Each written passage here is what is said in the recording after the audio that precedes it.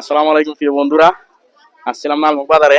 আজকে তো ঈদের দিন, দেখেন আজকে সকালবেলা ঈদের দিনও নালমুখ বাজারে অসংখ্য মানুষ, গুরুও অনেকটা এসেছে হাঁটার জন্য। তো এখানে পাইলাম আমার দাদারে, আইয়ুব আলী খান।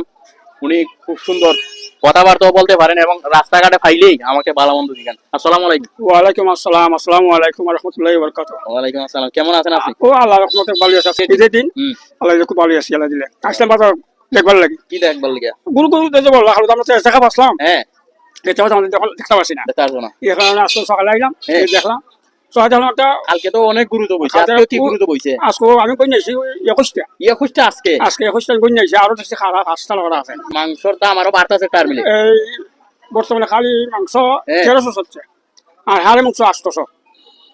আর আমি নিজে নিয়েছি 6 কেজি ওই 850 আলহামদুলিল্লাহ, খোলা দিছে। আলহামদুলিল্লাহ, খুব সুন্দর কথা বলছেন দাদা।